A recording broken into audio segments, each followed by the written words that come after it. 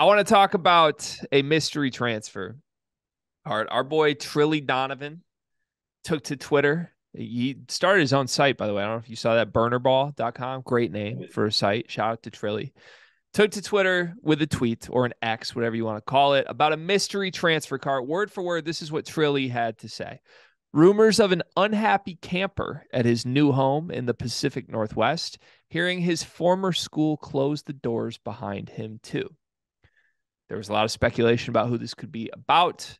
There was some reporting from fans of a certain school about who this is about. So I just want to talk through a hypothetical situation here. Is that all right? Are Please you okay do. with that? Okay. Please do. Let's just hypothetically say that this mystery transfer's name was, I don't know, Jamal Mulvaney. Okay? Let's just say hypothetically that Jamal Mulvaney was a 3-year starter on the East Coast, claimed he wanted to stay close to home. That's what he told everybody when he hit the portal. But he blindsides everybody by entering the portal in July. Hypothetically, again, Cart. And then hypothetically, hypothetically, went across the country, not close to home, but as far as you could possibly go away from home to the Pacific Northwest, to a roster that hypothetically, again, Cart, none of this is rooted in reality, hypothetically already had a transfer point guard that can't shoot that they took from Kentucky. And hypothetically, the whole reason, hypothetically, was that he got a check, a price point of, I don't know the number, let's say, again, completely hypothetical here, $400,000. Let's just say all of that, hypothetically, is the situation for the mystery transfer cart. Then all of a sudden, maybe a couple weeks later, you realize maybe I shouldn't do all that. Maybe I shouldn't go as far away from home as physically possible to a roster that makes 0 sense just for a check. And you might expect your old school maybe lets you back. Not so much. Maybe. I don't know. Like I said, I don't know who this is about, Card. I have no idea. Hypothetically speaking, let's say Jamal's old school actually might have added a point guard in the meantime. Hypothetically, Hypothetically, that would be a tough hypothetically, of course. situation. Hypothetically, of course. So, like, again, hypothetically, we have no idea who it's about. If you were the East Coast school, would you take Jamal Mulvaney back? No, You're out the door and I'm done with you. That's your stance? I feel like yeah. At this point, yes. Just because it's not, I think too much time has passed and too much things have transcribed or transpired. Sorry, is the word transpired with the old school to open that door back up. Burn bridges type thing? I don't even think it's burn bridges type thing. I just think at a certain point, it's like both parties have moved on to a certain point where I think that the relationship is still there, still good, but it's just like we can't, like you and I kind of both know we can't do this. Like you might want to come back, but we can't. We can't do that. So I think there's burn bridges though, because like this hypothetical player is a very good basketball player, right? Like this is a top tier starter on a high major power conference team that has hopes of NCAA tournament berth.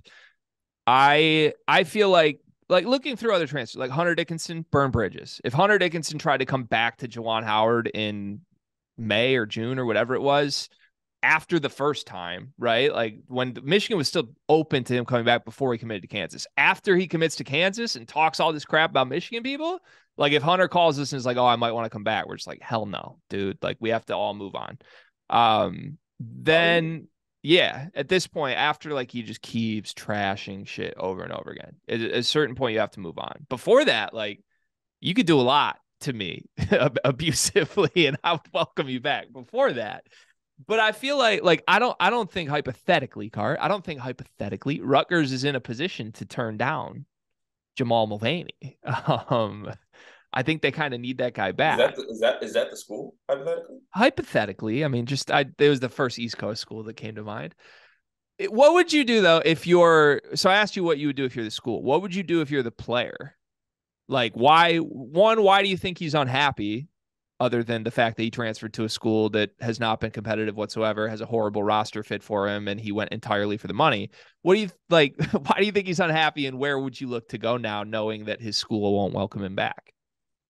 Well, I think maybe the allure of that money and maybe other things that were part of it kind of wore off, and maybe he had to come to, I don't know, whatever higher power moment. He's like, damn, maybe I want something else out of this transfer situation. This isn't what I really expected to be. This is what I want it to be. Um, and this is just purely me speculating on hypothetically what Hypothetically. we're going to do. I would personally maybe look to a program that actually has an opportunity to maybe win something with the addition of him. Um, I I think that the school that he hypothetically going to right now, yes, he adds something because he's a good player, but I don't think he's a needle mover for the team because of the other, pieces, other hypothetical pieces on this team. So if I'm him, I'm looking somewhere else. Maybe there's, I don't know, some certain teams that are closer to the East Coast or like Midwestern area that have a need for a point guard. Um, I can't think of any off the top of my head, but there might be some out there. Yeah, hypothetically, like a Notre Dame, maybe. Hypothetically. Okay. That's what I would do. I'll just say that, not hypothetically. What I would do if I was a player that tried to go to Washington for $400,000 and then decided I don't want to go to Washington for $400,000. Uh, one, I think he's in trouble here, Carl. I think there's a lot of schools that would have taken this player a month ago that are now like, dude, are you serious? Like he's kind But, of. but but then but didn't you say like this is what some players should do? Like, aren't there some desperate teams out there right now, or is it Yeah, too but late? he did that. That was his run the first time because there's a fine line with this portal stuff. That's what I'm learning. Like the later you wait to enter the first time is always a good move. When you enter and then act like, "Oh, I'm still playing my options," then you just look like an idiot. Shout out to Jose Perez. Like, "Oh, I'm at West Virginia. I'm happy. Oh, no, I'm not. I'm going to enter the portal and I demand a huge check." And everybody's just laughing like, "Dude, you're Jose Perez." Hypothetically, of course. Uh, this one's kind of similar, right? Like he was asking for money. Illinois didn't want him. We knew that because of the price point. A lot of schools would have wanted him if it wasn't just about money originally. He ends up going to the money, realizes it's a horrible decision, and now is he going to ask other schools for the same money? Like if I'm anywhere that Jamal Mulvaney calls, hypothetically, I'm just like, dude, no way. Like you're not worth what that school was going to pay you. And if you are wanting that money, just stay where you're unhappy at. Like at a certain point, there's cause and effect from all of this. And you get what you sign up for, you get what you pay for. So I don't know. I think like the only school that makes sense to me at this point would be Notre Dame, honestly, because he can go to Shrew system and be the Jalen Pickett I would like that. So I would like that pickup for them too. a lot. But the one little inch little thing picking at me in the back of my mind, the back of my head, was you do a 2 week pitcher fundraiser at Murphy's in Champaign, and you fund it and you find a way.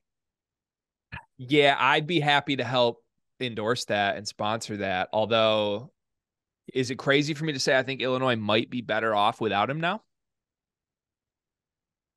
That's not crazy. I can see a world where that hypothetically could be true. Hypothetically, the last time we talked about this player a month ago, you alluded to he's kind of always had some shit to him in a good and a bad way, maybe even in the locker rooms. And you actually heard from this hypothetical player. Hypothetically, this player called you to talk that through. No disrespect. We open our doors to that player. We like this player. We're big fans of this hypothetical player. But uh, I wouldn't like if is Dre Gibbs Lawhorn happy if Jamal Mulvaney walks through that door right now? No way. No. Like, and you got to be careful with chemistry if you're Brad Underwood. So I think there's a lot of schools in this spot that are already locked in on what their roster is that don't want to blow that up for a guy who doesn't score 10 points a game that thinks he's worth $400,000 hypothetically. So we'll see. We'll see. Good luck to you, Jamal Mulvaney. Shout out to Trilly. Fun hypotheticals today. You always love those.